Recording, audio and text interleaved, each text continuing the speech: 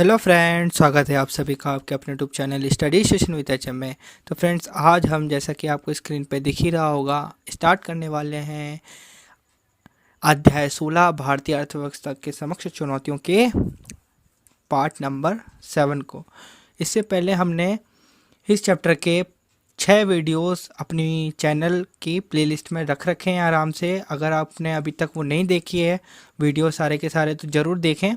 उसके अंदर हमने मूल्य वृद्धि पर चर्चा करी थी। किस पर चर्चा करी थी? मूल्य वृद्धि पर, है ना।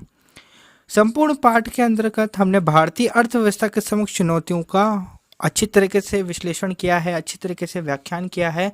अगर वो वीडियोस नहीं देखी हैं तो डिस्क्रिप्शन बॉक्स दिया गया है आपकी सुविधा के लिए, उसमें लिंक दे रखी है, उस पर क्लिक करें, जाकर सारी वीडियो देख लें।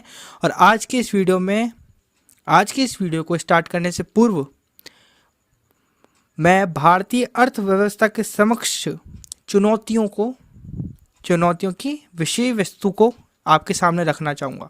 देखो, भारतीय अर्थव्यवस्था के समक्ष चुनौतियों में हमारे को मुख्य तौर पर 3 बातों पर चर्चा करनी है: मूल्य वृद्धि, गरीबी और बेरोजगारी। मूल्य वृद्धि, गरीबी और बेरोजगारी, मुख्य तौर पर इन 3 चीज़ों पर हमारे को पूरा पार्ट टिका हुआ है ना। तो मूल्य वृद्धि को तो अपन बहुत ही सुंदरता पूर्वक कंप्लीट कर आ चुके हैं। और आज से हमारा 2.1 ये तो था 1 सॉरी, है ना, और ये था 2, ये था 3, ठीक है। तो आज हम स्टार्ट करेंगे दूसरा पॉइंट जिसका नाम है गरीबी, जिसे हम निर्धनता भी कहते हैं, ठीक है ना। इसको हम स्टार्ट करेंगे और आज से जो जितने भी वीडियोस आएंगी वो इसके ऊपर ही आएंगी, ठीक है। और तीसरा है बेरोजगारी, उसके बाद अपना पूर्णतः चैप्टर कंप्लीट हो जाएगा, ठीक है। मुख्य तौर पर हमारे को गरीबी में और मूल्य वृद्धि बेरोजगारी में, इन तीनों में ही इनके कारण देखने हैं कि गरीबी किस कारण होती है और उसके निवारण देखने हैं, ठीक है ना। तो इन बातों पर अपन को चर्चा करनी है। तो स्टार्ट करेंगे हम फिर गरीबी से, ठीक है। लेकिन उससे पहले गरीबी को स्टार्ट करने से पूर्व हम देखेंगे गरीबी में हम क्या क्या पढ़ने वाले हैं, ठीक है ना। गरीबी जो एक टॉपिक है ना, क्या कहा मैंने, 3 टॉपिक से मिलकर अपना भारतीय अर्थव्यवस्था के समक्ष चुनौतियां हैं वो मिलकर बनाया। पहला मुद्रास्फीति या मूल्य वृद्धि जिसे हम कह सकते हैं, दूसरा गरीबी और तीसरा बेरोजगारी। तो गरीबी में हमें किन किन टॉपिक्स पर चर्चा करनी पड़ेगी? तो देखो, 2.1 बुक से मिलान करें गरीबी का अर्थ, ठीक है ना। सबसे पहले हम जानेंगे गरीबी का अर्थ, गरीबी किसे कहते हैं, ठीक है। दूसरा हम जानेंगे गरीबी के प्रकार, ठीक है ना, कि गरीबी के कौन कौन से प्रकार होते हैं। तीसरा हम जानेंगे भारत में गरीबी के माप या मापन, है ना, कि भारत में गरीबी को किस प्रकार से मापा जाता है। भारत में गरीबी को किस प्रकार से मापा जाता है वो हम तीसरे पॉइंट यानी 2.3 में जानेंगे। 2.4 है हमारा गरीबी के कारण। हम देखेंगे भारत में वे कौन से कारण हैं जिनके कारण भारत में गरीबी बढ़ रही है ना, उन पर भी हम चर्चा करेंगे। फिर हम आएंगे लास्ट 2 पॉइंट यानी 2.5 एंड 2.6 में, जो कि है गरीबी निवारण के उपाय एंड सेकंड गरीबी निवारण हेतु अपनाए गए उपाय, ठीक है ना। ये तो जो 2.5 है गरीबी निवारण के उपाय, ये तो उपाय बताए गए हैं आपको, है ना, कि गरीबी को किस प्रकार से नियंत्रित किया जा सकता है, ये उपाय हैं। और उन उपायों में से भारत ने किन किन को अपने ऊपर लागू कराए, किन किन को आत्मसमर्पण करके उनको अपनाया है, तो वो है 2.6 में हम देखेंगे, है ना। 2.6 वाला जो पॉइंट है वो यही बताता है कि भारत ने किन किन उपायों को आत्म समर्पित किया है या आत्म स्मरण किया है, ठीक है। ये 6 पॉइंट से मिलकर बनता है अपना गरीबी। एक बार वापस से स्मरण करा देता हूँ। गरीबी का अर्थ, गरीबी के प्रकार, भारत में गरीबी के माप, गरीबी के कारण, गरीबी निवारण के उपाय और गरीबी निवारण हेतु अपनाए गए उपाय। क्लियर हुआ होगा। स्टार्ट करेंगे गरीबी के अर्थ से, यानी गरीबी जो शब्द है, जो 3 शब्दों से मिलकर बना है, वो क्या कहता है भैया, है ना। तो चलो फिर देखो, गरीबी का अर्थ समझेंगे। 2.1 है तो जो गरीबी है इसको हम इंग्लिश में क्या कहते हैं? पॉवर्टी। क्या कहते हैं? पॉवर्टी, जिसका मतलब होता है निर्धनता, है ना, या गरीबी। अब हम इसको देखें, इसकी परिभाषा पे देखें जाएं तो परिभाषा हमारे को मिलती है धन या संपदा के अभाव को गरीबी कहते हैं। अभाव यानी ना होना, किसी चीज़ का ना होना, है ना। तो धन या संपदा के अभाव को गरीबी कहते हैं। धन तथा संपदा के अभाव को गरीबी कहते हैं। क्लियर हुआ? अगर एग्जाम में पूछ लिया जाए गरीबी किसे कहते हैं तो क्या जवाब दोगे? धन तथा संपदा के अभाव को गरीबी कहते हैं। बिल्कुल सटीक और सही उत्तर। क्लियर है? ये तो था अपना गरीबी का अर्थ मुख्य तौर पर। अब अपनी जो राजस्थान माध्यमिक शिक्षा बोर्ड अजमेर की जो पाठ्य पुस्तक है सामाजिक विज्ञान की, वो क्या कहती है गरीबी के विषय में, जरा उस पर चर्चा करें। तो देखिए वो हमारे से कहती है, हम देखते हैं कि एक और कुछ लोग ऐसे घरों में रहते हैं। हम देखते हैं, क्या लिख रखा है, हम देखते हैं एक और कुछ लोग ऐसे घरों में रहते हैं जो बहुत बड़े और सुंदर हैं, एवं दूसरी ओर कुछ लोगों के पास घर ही नहीं होते। और दूसरी ओर हम क्या देखते हैं, कुछ लोगों के पास घर ही नहीं होते रहने को।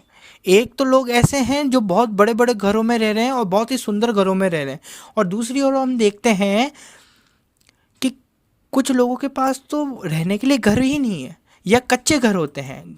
घर है भी तो कैसे है, घर है कच्चे घर हैं। आपने अनेक ऐसे बच्चों को देखा होगा जो विद्यालय आने में समर्थ नहीं हैं, जो विद्यालय शिक्षा प्राप्त करने में समर्थ नहीं है। उन्हें अपनी तथा परिवार की आवश्यकताओं को पूरा करने के लिए काम पर जाना पड़ता है। कहाँ जाना पड़ता है? काम पर जाना पड़ता है। हम कह सकते हैं कि समाज में कुछ लोग अमीर होते हैं। हम कह सकते हैं कि समाज में कुछ लोग अमीर होते हैं तथा कुछ लोग गरीब होते हैं। गरीबों के पास धन का अभाव होता है। गरीबों के पास धन का अभाव होता है तथा वह अपने जीवन के लिए आवश्यक भोजन, कपड़ा, मकान, शिक्षा, स्वास्थ्य आदि का न्यूनतम स्तर भी प्राप्त नहीं कर पाते। न्यूनतम स्तर समझते हो ना? देखो भोजन में मैं आपको कहूँ, एक है पनीर की सब्जी, तो ये उच्चतम हो गया, और किसी के पास ज़्यादा है तो वो 5 स्टार होटल में जाकर पनीर की सब्जी खाएगा। लेकिन दूसरी ओर न्यूनतम बात आ रही है यहाँ पर, न्यूनतम बात आ रही है दाल रोटी की, यानी वो दाल रोटी के स्तर या दाल चावल के स्तर को भी प्राप्त नहीं कर पाते हैं। तो उस स्थिति को हम क्या कहते हैं? गरीबी कहते हैं। तो गरीबी का अर्थ आप भली भांति रूप से समझ गए होंगे। ऐसी स्थिति जिसमें धन या संपदा के अभाव हो, है ना, जिसमें व्यक्ति के पास ना कोई धन हो ना संपदा हो, तो उसके अभाव को हम क्या कहते हैं? गरीबी कहते हैं। बिल्कुल सटीक परिभाषा है, इसको याद रखना है अपन को। क्लियर है? चलो अब आगे चलते हैं 2.2। क्या था अपने पास? गरीबी के प्रकार। तो गरीबी के मुख्य तौर पर 2 प्रकार हैं। पहला निरपेक्ष गरीबी और दूसरा सापेक्ष गरीबी। सबसे पहले हम समझते हैं निरपेक्ष गरीबी को, कि निरपेक्ष गरीबी किसे कहते हैं। तो निरपेक्ष गरीबी पे अपना ध्यान एकत्रित कीजिए। निरपेक्ष गरीबी जिसे हम इंग्लिश में कहते हैं एब्सोल्यूट पॉवर्टी। क्या कहते हैं? Absolute poverty. अच्छा, इसे कहते क्या है सर? देखो समझो इस बात को। ऐसी गरीबी जिसमें व्यक्ति अपनी न्यूनतम आवश्यकताओं को भी पूरा नहीं कर पाता, वह गरीबी क्या कहलाती है? एब्सोल्यूट पॉवर्टी या निरपेक्ष गरीबी कहलाती है। एक बार फिर से, ऐसी गरीबी जिसमें व्यक्ति अपनी न्यूनतम आवश्यकताओं को भी पूरा नहीं कर पाता, उसे हम निरपेक्ष गरीबी कहते हैं। अब यहाँ पर एक वर्ड आ रहा है, बहुत ही अच्छा दिख रहा है मेरे को, न्यूनतम आवश्यकताएं। देखिए प्रत्येक देश की या हर एक देश की अलग अलग लोगों की, प्रत्येक देश में अलग अलग लोग होते हैं, अलग अलग प्रति व्यक्ति आय होती है, अलग अलग, कोई डेवलप्ड कंट्रीज़ कहलाती हैं, कोई डेवलपिंग कंट्रीज़ होती हैं। अपना जो देश है, अपना जो भारत राष्ट्र है, वो आता है विकासशील देशों की श्रेणी में आता है। किस में आता है? डेवलपिंग कंट्रीज़ की सीरीज में आता है। ठीक है ना? तो अपने यहाँ जो लोग रहते हैं वो, उनकी न्यूनतम आवश्यकताएं कुछ और हो सकती हैं। जो अमेरिका का बंदा है यानी यूएसए में जो है, उसकी कोई न्यूनतम आवश्यकताएं कुछ और हो सकती हैं। तो न्यूनतम आवश्यकताएं जो किसी व्यक्ति की न्यूनतम जो आवश्यकता होती है वो हर एक राष्ट्र के आधार पर होती है, जिसको अभी हम अच्छी तरीके से पढ़ेंगे। तो मुख्य तौर पर आपको निरपेक्ष गरीबी कोई पूछ ले, निरपेक्ष गरीबी आपसे कोई पूछ ले, तो आपको क्या जवाब देना है? आपको बोलना है निरपेक्ष गरीबी ऐसी गरीबी है जिसमें व्यक्ति अपनी न्यूनतम आवश्यकताओं को भी पूरा नहीं कर पाता। और आपसे कोई पूछ ले ये न्यूनतम आवश्यकताएं किसे कहते हैं, तो आप उसको क्या कहोगे? भाई यूएसए, हर एक जो राष्ट्र है ना, उसके हिसाब से उसकी न्यूनतम आवश्यकताएं होती हैं। और तेरे को ज़्यादा जानना है तो गूगल से सर्च कर ले। ठीक है? यूएसए की न्यूनतम आवश्यकता है कि जीवन को व्यापन करने के लिए जो न्यूनतम आवश्यकता है वो कितनी है, ठीक है ना। और यदि अगर भारत की जाननी है तो यदि हम इसको अभी आगे करेंगे कंप्लीट, आगे जैसे जैसे बढ़ते जाएंगे वैसे वैसे आपको समझ में आने लग जाएगा, ठीक है। तो निरपेक्ष गरीबी हमने इसको नोट के रूप में लिखा, लेकिन हमारी जो आरबीएससी की सामाजिक बुक है, आरबीएससी की जो सोशल स्टडी की बुक है, वो क्या कहती है इस संदर्भ में, निरपेक्ष गरीबी के संदर्भ में यानी एब्सोल्यूट पॉवर्टी के संदर्भ में हमारी आरबीएससी सोशल स्टडी की बुक क्या कहती है, तरह उसका भी अवलोकन किया जाए तो देखें। तो देखिए, निरपेक्ष गरीबी के संदर्भ में हमारी जो आरबीएससी कहती है वो है, इसमें जीवन निर्वाह हेतु न्यूनतम या मूलभूत आवश्यकताओं का मानक स्तर तय कर लिया जाता है। मानक स्तर क्या होता है? मानक मतलब होता है आइडियल, क्या होता है? आइडियल। और स्तर यानी होता है स्टेट, अवस्था, है ना, या लेवल। तो एक मानक स्तर इसमें क्या कर लिया जाता है? निर्धारित कर लिया जाता है। वापस से देखो, नहीं समझ में आया? इसमें जीवन निर्वाह हेतु न्यूनतम आवश्यकताओं का एक मानक स्तर तय कर लिया जाता है कि भाई निरपेक्ष गरीबी में वो लोग आएंगे जो इस मानक स्तर जो है ना उससे नीचे हों, है ना। ये जो मानक स्तर है ना, न्यूनतम जीवन निर्वाह हेतु न्यूनतम जो आवश्यकता है, जो नीड्स हैं, जो हम तो जानते हैं नीड्स क्या होती है भाई, हम क्या जानते हैं? हम तो जानते हैं कि नीड्स क्या होती है। क्या होती है नीड? एक व्यक्ति को गरीबी से ऊपर कब कहलाता है? वो व्यक्ति गरीबी से ऊपर कब कहलाता है? जब उसके पास संपूर्ण अच्छी शिक्षा हो, शिक्षा प्राप्त की गई हो, खाने के लिए उसके पास भोजन हो, पहनने के लिए उसके पास वस्त्र हो, रहने के लिए उसके पास मकान हो और रोजगार हो। तो इस स्थिति को हम गरीबी से ऊपर मानते हैं, ठीक है ना। तो इसी प्रकार का एक मानक स्तर या आइडियल स्तर यानी आदर्श स्तर भी कह सकते हैं हम इसे। आदर्श स्तर वो स्तर जिसमें सभी लोग आते हैं, जिसमें क्या सभी लोगों पर लागू होता हो, है ना। तो इसमें यानी निरपेक्ष गरीबी में जीवन निर्वाह हेतु न्यूनतम या आवश्यकताओं का एक मानक स्तर तय कर लिया जाता है, एक मानक स्तर तय कर लिया जाता है।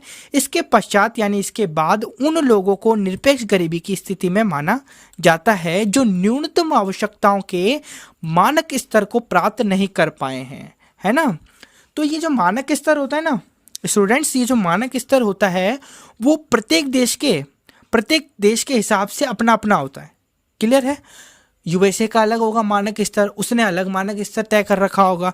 भारत का एक अलग मानक स्तर है, स्पेन का अलग मानक स्तर है और दूसरों का भी। तो इस प्रकार से जो न्यूनतम आवश्यकताओं के मानक स्तर को प्राप्त नहीं कर पाए, अतः निरपेक्ष गरीबी वह स्थिति है जिसमें व्यक्ति अपने जीवन की न्यूनतम आवश्यकताओं को भी पूरा नहीं कर पाता। निरपेक्ष गरीबी का विचार अविकसित राष्ट्रों में अधिक उपयोगी है, यानी वह राष्ट्र जो विकसित नहीं है उनमें निरपेक्ष गरीबी के विचार को रखा जाता है। अविकसित कौन है? हमारा भारत राष्ट्र, ठीक है ना। हमारा भारत राष्ट्र जो है वो कौन से राष्ट्रों में आता है? विकसित राष्ट्र में आता है, अविकसित राष्ट्र में आता है या विकासशील राष्ट्रों में आता है? जवाब दीजिए कमेंट बॉक्स में, ठीक है। तो भारत जैसे राष्ट्रों में जब गरीबी शब्द का उपयोग किया जाता है तो इसका तात्पर्य निरपेक्ष गरीबी से ही होता है। क्लियर हो गया?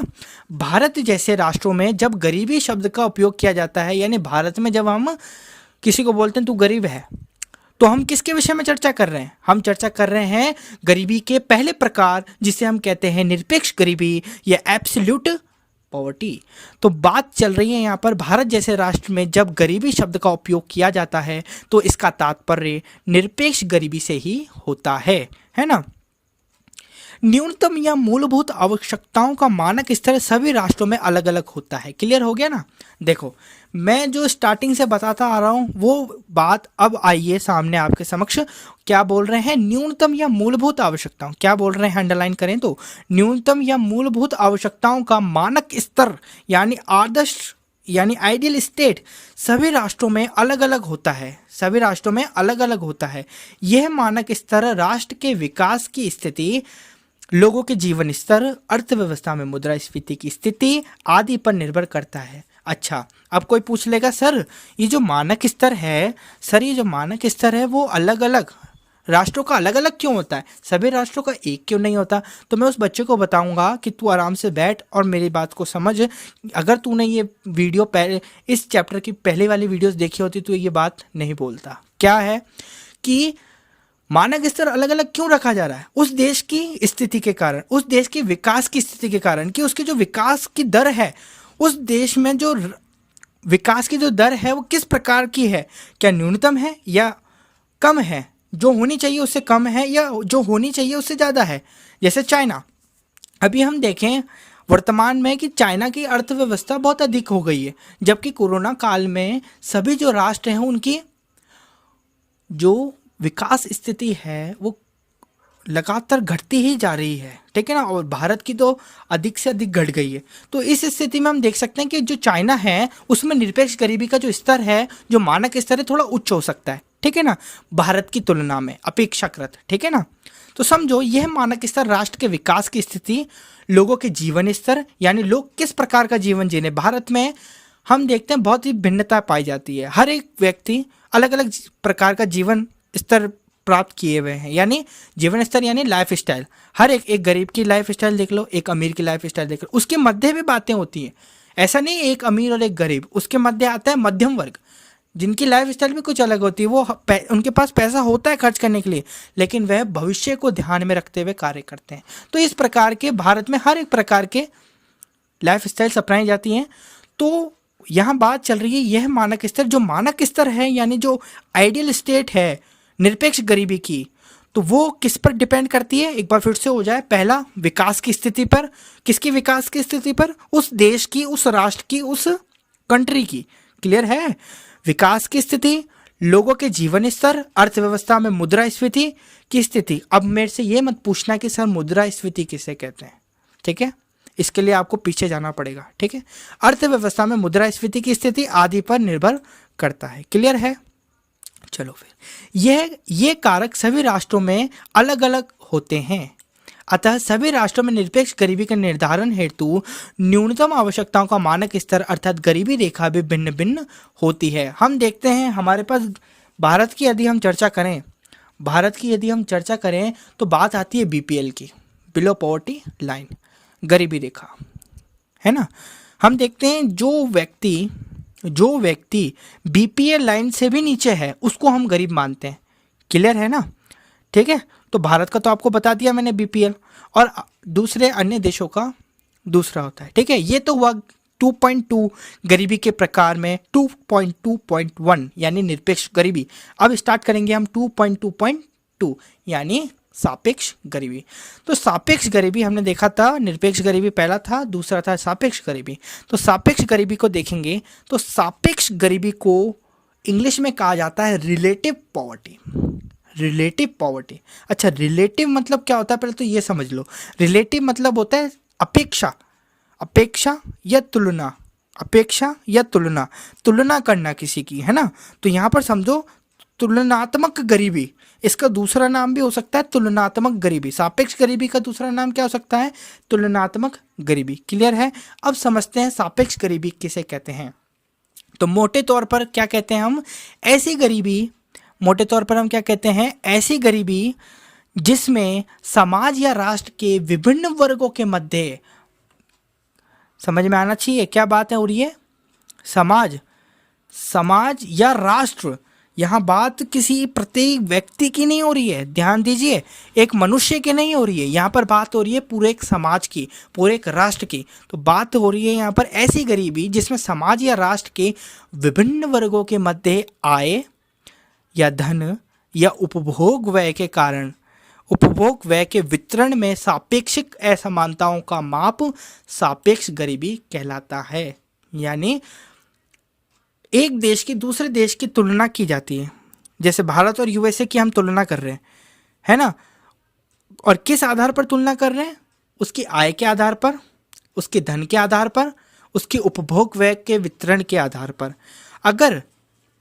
अगर इसमें यदि कोई असमानता पाई जाती है, अगर यूएसए और इंडिया इन दोनों के मध्य इन आधार यानी आय, धन या उपभोग व्यय के वितरण में तुलना की जाती है और इसमें यदि असमानता पाई जाती है और इस असमानता का यदि हम माप करते हैं तो उस गरीबी को हम सापेक्ष गरीबी कहते हैं।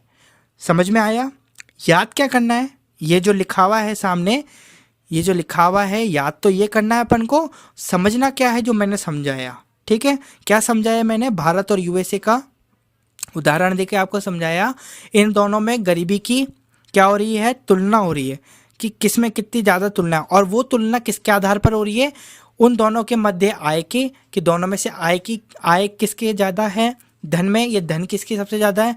उपभोग व्यय के वितरण, यानी उपभोग व्यय वितरण का मतलब क्या होता है, ये मैंने आपको पिछले वीडियोस में समझा रखा है, जब मैंने आपको बताया था लागत प्रेरित मुद्रास्फीति यानी मुद्रास्फीति के प्रकार बताए थे, उसमें मैंने आपको अच्छी तरीके से बताया था, लेकिन अभी भी बता देता हूँ। उपभोग व्यय वितरण, उपभोग मतलब होता है किसी चीज़ का उपभोग करना यानी उसको यूज़ करना, व्यय यानी खर्च करना, यानी एक व्यक्ति उपभोग करने में कितना खर्च कर रहा है, अपना कितना मूल्य दे रहा है, उसके वितरण यानी डिस्ट्रीब्यूशन को, उसके मापन को हम क्या कहते हैं, उपभोग व्यय के वितरण, है ना, उपभोग व्यय का वितरण। ठीक है, ये तो हुआ अपनी नोट वाली बात, ठीक है ना, जिसको हम नोट करते हैं। अच्छा, हमारी आरबीएससी क्या कहती है इसके विषय में, हमारी आरबीएससी भी इतना ही कहती है। सापेक्ष गरीबी के इसमें छोटा सा ही टॉपिक था, तो मैंने आपको पूरा इसमें से बता दिया। ठीक है, अब अपन समझेंगे मुख्य तौर पर निरपेक्ष गरीबी तथा सापेक्ष गरीबी में अंतर, है ना। जब तक हम अंतर नहीं देखते ना, जब तक हमारे दिमाग में अच्छी तरीके से वो चीज़ बैठती नहीं है। तो निरपेक्ष गरीबी और सापेक्ष गरीबी दोनों में अंतर हम समझते हैं, तो अंतर आता है हमारे समक्ष ये रहा। सापेक्ष गरीबी जिसे हम कहते हैं तुलनात्मक गरीबी, जिसको मैंने आपको बताया था तुलनात्मक गरीबी भी कहते हैं, और क्यों कहते हैं वो भी बता दिया। निरपेक्ष गरीबी जिसे हम कहते हैं संपूर्ण गरीबी यानी एब्सोल्यूट पॉवर्टी, ये सबके उसमें लागू होती है। ठीक है, अब देखो पहला जो अंतर है वो क्या कहता है, पहला जो अंतर है वो कहता है यह आय लोगों, क्षेत्रों या राष्ट्र की तुलना में लोगों की गरीबी को व्यक्त करता है। ये आय नहीं है यहाँ पर अन्य है। ठीक है, यहाँ अन्य लिखा है, यह अन्य लोगों, क्षेत्रों या राष्ट्रों की तुलना में लोगों की गरीबी को व्यक्त करता है। ठीक है ना, जो कि अभी मैंने आपको बताया था। सापेक्ष गरीबी राष्ट्रों की तुलना में लोगों की गरीबी को व्यक्त करता है ना। और दूसरी तरफ निरपेक्ष गरीबी क्या कर रहा है, निरपेक्ष गरीबी यह उन लोगों की कुल संख्या को व्यक्त करता है जो गरीबी रेखा से नीचे रहता है। जैसे मैंने आपको उदाहरण दिया था बीपीएल। ठीक है ना, यहाँ पर एक मानक स्तर होता है और यहाँ पर तुलना की जाती है किसके आधार पर, आय के आधार पर, धन के आधार पर और उपभोग व्यय के वितरण के आधार पर क्या किया जाता है, यहाँ पर तुलना की जाती है। कहाँ पर, सापेक्ष गरीबी में। कहाँ पर, सापेक्ष गरीबी में। और निरपेक्ष गरीबी में मानक स्तर तय किया जाता है किसी राष्ट्र का और उसके आधार पर क्या किया जाता है, तुलना की जाती है। जो अब ये भी बता दूं कि यहाँ पर आपको समझ में आ गया होगा और एक प्रश्न उठ रहा होगा कि सापेक्ष गरीबी सर और निरपेक्ष गरीबी ये दोनों कहाँ कहाँ चलती हैं, यानी देश में कहाँ कहाँ चलती है। तो मैं आपको बताना चाहूँगा, अविकसित जो राष्ट्र होते हैं, अविकसित जो राष्ट्र जैसे भारत है, उसमें निरपेक्ष गरीबी का प्रचलन ज़्यादा होता है। ठीक है ना, उसमें निरपेक्ष गरीबी का प्रचलन ज़्यादा होता है। और सापेक्ष गरीबी सर, सापेक्ष गरीबी आपके जो विकसित राष्ट्र हैं जैसे यूएसए, उसमें किया जाता है। क्लियर हुआ, चलो आगे बढ़ें। दूसरा है, भारत दुनिया के सबसे गरीब देशों में से एक है। तो ये पॉइंट आ रहा है सापेक्ष गरीबी में, जहां पर राष्ट्रों की तुलना की जा रही है। तो राष्ट्रों की तुलना में भारत दुनिया के सबसे गरीब देशों में से एक है। ये हम बात करते हैं सापेक्ष गरीबी के संदर्भ में। लेकिन जब हम इसी बात को निरपेक्ष गरीबी के संदर्भ में टटोलना चाहें या देखना चाहें तो हम क्या देखते हैं, भारत में कुल आबादी का 20 करोड़ से अधिक लोग बिल्कुल गरीब हैं। हम यहाँ पर क्या देख रहे हैं, भारत में कुल आबादी का, यानी जो भारत की कुल आबादी है उसका 20 करोड़ से अधिक लोग बिल्कुल गरीब हैं। तो हम यहाँ पर लोगों को देख रहे हैं, है ना। यहाँ एक मानक स्तर हमने तय किया कि यानी 20 करोड़ से अधिक लोग उस मानक स्तर को कंप्लीट कर ही नहीं पा रहे। जो भारत सरकार ने एक मानक स्तर तैयार करा, यानी बीपीएल को तैयार करा, उस स्तर को पार ही नहीं कर पा रहे हैं, उससे नीचे हैं। तो ऐसे लोग कौन कौन हैं, 20 करोड़ से अधिक लोग हैं जो उस मानक स्तर को कंप्लीट नहीं कर पा रहे हैं। तो इस निरपेक्ष गरीबी के दूसरे पॉइंट को यदि हम इस पर चर्चा करें थोड़ी सी, तो यहाँ पर हमारे को देखने को मिल रहा है, यहाँ पर लोगों की जो प्रधानता है वो ज़्यादा है। और दूसरी तरफ हम सापेक्ष गरीबी की तुलना में जाएं तो वहाँ पर हम देखते हैं कि देशों की तुलना की जा रही है। क्लियर है, आगे बढ़ें। लास्ट एंड फाइनल पॉइंट है तीसरा, जो कि सापेक्ष गरीबी का है किसी देश को अपेक्षाकृत गरीब तब कहा जाता है जब अन्य देशों की तुलना में उसकी प्रति व्यक्ति आय कम होती है।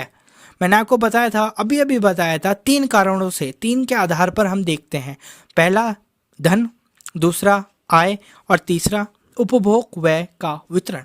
तो पहला जो है वो था आय, है ना। तो किसी देश को अपेक्षाकृत गरीब तब कहा जाता है, मैं कह रहा हूं मुझे किसी देश को गरीब कहना है, तो मैं किसके आधार पर उसको गरीब कह सकता हूं? तो मेरे पास जवाब आता है, किसी देश को अपेक्षाकृत गरीब तब कहा जाता है। अपेक्षाकृत मतलब समझ रहे हो क्या? हिंदी में एक एक वर्ड का मतलब समझना है, हिंदी में एक एक वर्ड का मतलब समझना है, नहीं तो डप हो जाते हैं। किसी देश को अपेक्षाकृत, अपेक्षाकृत यानी तुलनात्मक रूप से गरीब तब कहा जाता है, यानी जब हम यूएसए और इंडिया का तुलना कर रहे हैं, तो मैं भारत को गरीब क्यों कहूँ? किस आधार पर मैं गरीब कह सकता हूँ भारत को? मैं भारत को उसके आधार के, वो उसकी आय के आधार पर, उसकी आय के आधार पर उसको मैं क्या कर सकता हूँ? गरीब कह सकता हूँ। तो किसी देश को अपेक्षाकृत गरीब तब कहा जाता है जब अन्य देशों की तुलना में उसकी प्रति व्यक्ति आय कम होती है। यानी भारत और यूएसए की यदि मैं तुलना करूँ गरीबी के आधार पर, तो इन दोनों में से गरीब कौन कहलाएगा? जिसकी प्रति व्यक्ति आय कम होगी। अब पूछोगे प्रति व्यक्ति आय कैसे कहते हैं, तो मैं नहीं बताने वाला, क्योंकि मैंने इसको बता रखा है। ठीक है, प्रति व्यक्ति आय मैंने आपको बता रखा है। ठीक है, अब मैं आपको बताऊंगा निरपेक्ष गरीबी या संपूर्ण गरीबी में तीसरा पॉइंट। इसी को यदि हम निरपेक्ष गरीबी के संदर्भ में देखना चाहें तो हमारे को मिलता है विकसित देशों की तुलना में, विकसित देश यानी यूएस देश की तुलना में कम विकसित देशों यानी भारत के मामले में पूर्ण गरीबी यानी निरपेक्ष गरीबी की अवधारणा अधिक प्रासंगिक और स्पष्ट है। अधिक प्रासंगिक और स्पष्ट है, यानी जो मैंने आपको बताया था पिछले, यानी अभी थोड़ी देर पहले आपको बताया था कि जो निरपेक्ष गरीबी है वो कहाँ पर प्रचलित ज़्यादा होती है? अविकसित राष्ट्रों में, यानी भारत जैसे राष्ट्रों में जो निरपेक्ष गरीबी वो ज़्यादा प्रासंगिक या स्पष्ट तौर पे आती है। ठीक है, तो ये था आज की वीडियो में, हम इतनी ही बात चर्चा करेंगे। वीडियो को मैं देख रहा हूँ आधे घंटे की हो चुकी है, तो अगले वीडियो में हम बहुत ही अच्छी तरीके से अगले पॉइंट्स, जो बचे हुए पॉइंट्स हैं उन पर चर्चा करेंगे। यदि आपको हमारा वीडियो अच्छा लगा तो प्लीज़ वीडियो को लाइक कर दें, चैनल को सब्सक्राइब करके बेल आइकन को जरूर दबा दें ताकि प्रत्येक वीडियो की नोटिफिकेशन सबसे पहले आप तक पहुंच सके। धन्यवाद।